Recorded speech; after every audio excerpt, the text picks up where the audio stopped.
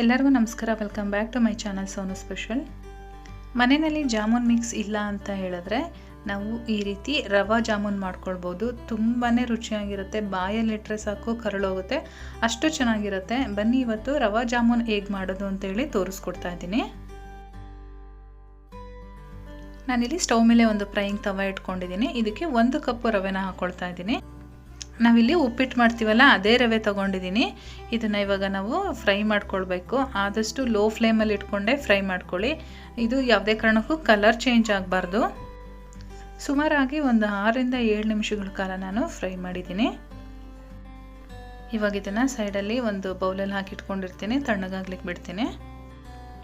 ಹಾಗೆ ನಾನು ಇನ್ನೊಂದು ಪಾತ್ರೆ ಇಟ್ಕೊಂಡಿದ್ದೀನಿ ಸ್ಟವ್ ಮೇಲೆ. ನಾನು ಯಾವ ಕಪ್ಪಲ್ಲಿ ರವೆನ ತೊಗೊಂಡಿದ್ನೋ ಅದೇ ಕಪ್ಪಲ್ಲಿ 2 ಕಪ್ಪು ಸಕ್ಕರೆ ಹಾಕ್ಕೊಳ್ತಾ ಇದ್ದೀನಿ. ಇದು ರವೆ ಜಾಮೂನ್ ಆಗಿರೋದ್ರಿಂದ ನಾವು ಸಕ್ಕರೆನ ಸ್ವಲ್ಪ ಜಾಸ್ತಿನೇ ಹಾಕ್ಕೊಳ್ಬೇಕು, ಏಕೆಂದರೆ ರವೆ ಸಕ್ಕರೆ ಪಾಕ ಎಲ್ಲ ಚೆನ್ನಾಗಿ ಹೀರ್ಕೊಬಿಡತ್ತೆ. ಜೊತೆಗೆ ಅದೇ ಕಪ್ಪಲ್ಲಿ 2 ಕಪ್ಪು ನೀರನ್ನು ಸೇರಿಸ್ಕೊಳ್ತಾ ಇದ್ದೀನಿ. ನೀರನ್ನು ಹಾಕ್ಕೊಂಡು ಒಂದು 5ರಿಂದ 7 ನಿಮಿಷಗಳ ಕಾಲ ಚೆನ್ನಾಗಿ ಕುದಿಸ್ಕೊಳ್ಬೇಕು. ಸಕ್ಕರೆ ಎಲ್ಲ ಚೆನ್ನಾಗಿ ಕರಗಬೇಕು. ಹಾಗೆ ಇದಕ್ಕೆ ಒಂದು 1/4 ಟೀ ಸ್ಪೂನಷ್ಟು ಏಲಕ್ಕಿ ಪೌಡ್ರನ್ನ ಸೇರಿಸ್ಕೊಂಡಿದ್ದೀನಿ. ಜೊತೆಗೆ ಒಂದು 2 ಪಿಂಚಷ್ಟು ಕಲರ್ ಸೇರಿಸ್ಕೊಳ್ತಾ ಇದ್ದೀನಿ. ಕಲರ್ ಬಂದು ಆಪ್ಷನಲ್ಲು, ನೀವು ಇದ್ರ ಬದಲಾಗಿ ಕೇಸರಿ ದಳ ಬೇಕಾದರೂ ಹಾಕ್ಕೊಳ್ಬೋದು. ಎಲ್ಲ ಹಾಕ್ಕೊಂಡಾದ್ಮೇಲೆ ಒಂದು 5 ನಿಮಿಷ ಚೆನ್ನಾಗಿ ಕುದಿಸ್ಕೊಳ್ಳೋಣ.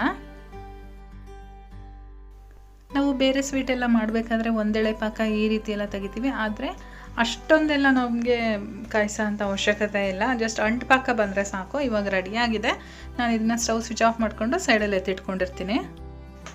ಇವಾಗ ಸ್ಟವ್ ಮೇಲೆ ಒಂದು ಫ್ರೈಯಿಂಗ್ ಪ್ಯಾನ್ ಇಟ್ಕೊಂಡಿದ್ದೀನಿ. ಇವಾಗ ಅದೇ ಕಪ್ಪಲ್ಲಿ 2 ಕಪ್ಪು ಹಾಲು ಹಾಕ್ಕೊಳ್ತಾ ಇದ್ದೀನಿ. ಇದ್ರ ಜೊತೆಗೆ ನಾನಿಲ್ಲಿ 1 ಕಪ್ಪು ನೀರನ್ನು ಸೇರಿಸ್ಕೊಳ್ತಾ ಇದ್ದೀನಿ. ನೀವು ಬೇಕಿದ್ರೆ 3 ಕಪ್ಪು ಕೂಡ ಹಾಲನ್ನೇ ಸೇರಿಸ್ಕೊಳ್ಬೋದು. ಹಾಲು ಸ್ವಲ್ಪ ಬಿಸಿ ಆದಮೇಲೆ ನಾನು ಇದಕ್ಕೆ ಒಂದು 2 ಟೇಬಲ್ ಸ್ಪೂನಷ್ಟು ಸಕ್ಕರೆ ಸೇರಿಸ್ಕೊಳ್ತಾ ಇದ್ದೀನಿ. ಹಾಗೆ ಒಂದು 2 ಟೇಬಲ್ ಸ್ಪೂನಷ್ಟು ನಾನಿಲ್ಲಿ ಹಾಲಿನ ಪೌಡ್ರ್ ತೊಗೊಂಡಿದ್ದೀನಿ. ಯಾವ ಬ್ರ್ಯಾಂಡ್ ಆದರೂ ಆಯಿತು, ಹಾಲು ಪೌಡ್ರ್ ಹಾಕ್ಕೊಳ್ಳಿ. ಇವಾಗ ಇದನ್ನು ಚೆನ್ನಾಗಿ ಮಿಕ್ಸ್ ಮಾಡಿಕೊಂಡು ಹಾಲು ಕುದಿಸ್ಕೊಳ್ಳೋಣ. ಹಾಲು ಚೆನ್ನಾಗಿ ಹೀಟಾದ್ಮೇಲೆ ನಾನು ಇದಕ್ಕೆ 1 ಟೇಬಲ್ ಸ್ಪೂನಷ್ಟು ತುಪ್ಪ ಸೇರಿಸ್ಕೊಳ್ತಾ ಇದ್ದೀನಿ. ತುಪ್ಪ 1 ಟೇಬಲ್ ಸ್ಪೂನ್ ಸಾಕಾಗುತ್ತೆ, ಜಾಸ್ತಿ ತುಪ್ಪ ಹಾಕೋ ಅಂಥ ಅವಶ್ಯಕತೆ ಇಲ್ಲ. ಇವಾಗ ನಾವು ಮೊದಲೇ ಫ್ರೈ ಮಾಡಿ ಇಟ್ಕೊಂಡಿದ್ದೀವಲ್ಲ ರವೆ, ಅದನ್ನು ಈ ರೀತಿ ಸ್ವಲ್ಪ ಸ್ವಲ್ಪನೇ ಹಾಕ್ಕೊಂಡು ಚೆನ್ನಾಗಿ ತಿರುಗಿಸ್ಕೊಳ್ಳೋಣ. ಗಂಟುಗಳಾಗದೇ ಇರೋ ರೀತಿ ತಿರುಗಿಸ್ಕೊಳ್ಬೇಕು. ಹಾಗೆ ತಿರುಗಿಸ್ತಾ ನಾವು ಹಾಕಿರೋ ರವೆ ಏನಿದೆ ಅದು ಹಾಲನ್ನೆಲ್ಲ ಅಬ್ಸರ್ವ್ ಮಾಡ್ಕೊಳತ್ತೆ. ಇವಾಗ ನೀವು ನೋಡ್ತಾ ಇರ್ಬೋದು, ಅದು ಕಂಪ್ಲೀಟಾಗಿ ಪ್ಯಾನ್ ಬಿಟ್ಟು ಬಂದಿದೆ. ಇವಾಗ ಇದು ರೆಡಿಯಾಗಿದೆ. ಇದನ್ನು ಸ್ವಲ್ಪ ತಣ್ಣಗಾಗ್ಲಿಕ್ಕೆ ಬಿಡಬೇಕು. ತುಂಬ ಬಿಸಿ ಇದ್ದಾಗ ನಮಗೆ ಕೈಯಲ್ಲಿ ಮುಟ್ಟೋಕ್ಕೆ ಕೂಡ ಆಗೋದಿಲ್ಲ. ಹಾಗಾಗಿ ನಾನು ಸಪ್ರೇಟ್ ಒಂದು ಪ್ಲೇಟ್ ಮೇಲೆ ಹಾಕ್ಬಿಟ್ಟು ತಣ್ಣಗಾಗ್ಲಿಕ್ಕೆ ಇಟ್ಟಿರ್ತೀನಿ. ಇದು ಕಂಪ್ಲೀಟಾಗಿ ಕೂಲ್ ಆಗೋವರೆಗೂ ಬಿಡಕ್ಕೆ ಹೋಗಬೇಡಿ. ಸ್ವಲ್ಪ ನಿಮಗೆ ಕೈಯಲ್ಲಿ ಮುಟ್ಟಂಗೆ ಆಗ್ತಾ ಇದೆ ಅನ್ನೋದನ್ನು ನೋಡಿಕೊಂಡು ಚೆನ್ನಾಗಿ ನಾದ್ಕೋಬೇಕು. ಇದನ್ನು ನಾವು ಎಷ್ಟು ಚೆನ್ನಾಗಿ ನಾದ್ಕೊಳ್ತೀವೋ ಅಷ್ಟೇ ಚೆನ್ನಾಗಿ ಜಾಮೂನ್ಗಳು ಸಾಫ್ಟಾಗಿ ಬರುತ್ತೆ. ಇವಾಗ ನಾನು ಸುಮಾರು ಒಂದು 5 ನಿಮಿಷಗಳಿಂದ ಚೆನ್ನಾಗಿ ನಾದ್ಕೊಂಡಿದ್ದೀನಿ. ಇವಾಗ ನೋಡ್ತಾ ಇರ್ಬೋದು ಹಿಟ್ಟು ಎಷ್ಟು ಸಾಫ್ಟಾಗಿ ಆಗಿದೆ ಅಂತ ಹೇಳಿ. ನೋಡಿ, ನಾವು ಹಾಕಿರೋದು 1 ಟೇಬಲ್ ಸ್ಪೂನ್ ತುಪ್ಪ ಅಷ್ಟೇ. ಕೈಗೂ ಕೂಡ ಒಂದು ಸ್ವಲ್ಪನೂ ಅಂಟ್ತಾ ಇಲ್ಲ. ಇವಾಗ ಚೆನ್ನಾಗಿ ನಾದ್ಕೊಂಡಾಗಿದೆ. ನಮಗೆ ಯಾವ ಸೈಜಲ್ಲಿ ಬೇಕೋ ಆ ಸೈಜಲ್ಲಿ ಉಂಡೆಗಳನ್ನ ಮಾಡಿಟ್ಕೊಳ್ಳೋಣ. ಉಂಡೆಗಳು ಕ್ರ್ಯಾಕ್ ಆಗಬಾರ್ದು, ಆ ರೀತಿಯಾಗಿ ಸಾಫ್ಟಾಗಿ ನಾವು ಮಾಡಿಟ್ಕೊಳ್ಬೇಕು. ನಾನು ನೋಡಿ ಉಂಡೆನ ಹೇಗೆ ಮಾಡೋದು ಅಂತೇಳಿ ತೋರಿಸ್ಕೊಡ್ತೀನಿ. ನೋಡಿ ಎಷ್ಟು ಚೆನ್ನಾಗಿ ಬಂದಿದೆ ಅಂಥೇಳಿ. ಎಲ್ಲೂ ಕೂಡ ಒಂಚೂರು ಕ್ರ್ಯಾಕ್ ಆಗಲ್ಲ, ಅಷ್ಟು ಚೆನ್ನಾಗಿ ಬರುತ್ತೆ. ಇದೇ ರೀತಿ ಇನ್ನೊಂದು ಉಂಡೆನೂ ಮಾಡಿ ತೋರಿಸ್ತೀನಿ. ಇದೇ ರೀತಿಯಾಗಿ ನಾವು ಮೊದಲು ಎಲ್ಲ ಉಂಡೆಗಳನ್ನ ಮಾಡಿ ಒಂದು ಸೈಡಲ್ಲಿ ಇಟ್ಕೊಂಡಿರೋಣ.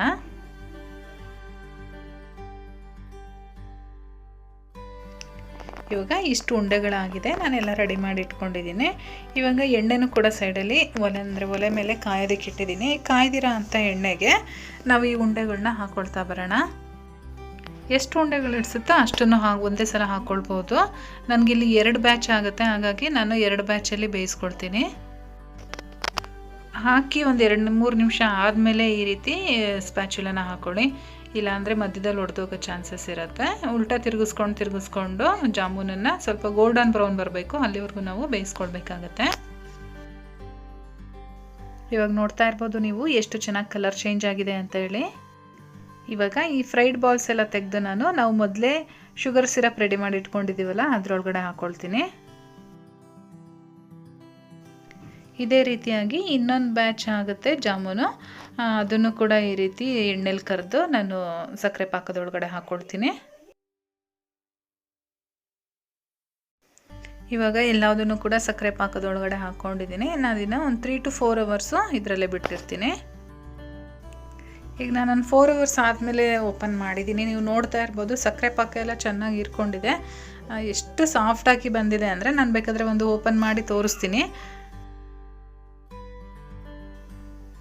ನೀವು ನೋಡ್ಬೋದು ಒಳಗಡೆ ಎಷ್ಟು ಸಾಫ್ಟಾಗಿ ಬಂದಿದೆ ಅಂತೇಳಿ. ತುಂಬಾ ಚೆನ್ನಾಗಿರುತ್ತೆ. ಖಂಡಿತವಾಗ್ಲೂ ಎಲ್ಲರೂ ಇಷ್ಟಪಡ್ತಾರೆ. ಒಂದ್ಸಲ ಟ್ರೈ ಮಾಡಿ. ಇಷ್ಟ ಆಗಿದ್ರೆ ರೆಸಿಪಿ ಒಂದು ಲೈಕ್ ಮಾಡಿ, ಹಾಗೆ ನಿಮ್ಮ ಫ್ಯಾಮಿಲಿ ಫ್ರೆಂಡ್ಸ್ ಜೊತೆ ಶೇರ್ ಮಾಡ್ಕೊಳ್ಳಿ. ಜೊತೆಗೆ ಚಾನಲ್ನ ಇನ್ನೂ ಸಬ್ಸ್ಕ್ರೈಬ್ ಮಾಡ್ಕೊಂಡಿಲ್ಲ ಅಂದರೆ ಈ ಕೂಡಲೇ ಸಬ್ಸ್ಕ್ರೈಬ್ ಮಾಡ್ಕೊಳ್ಳಿ. ನಾನು ಮತ್ತೆ ಸಿಗ್ತೀನಿ ನಿಮಗೆ ಇನ್ನೊಂದು ಈಸಿ ರೆಸಿಪಿಯೊಂದಿಗೆ. ಅಲ್ಲಿವರೆಗೂ bye bye, take care, thank you for watching.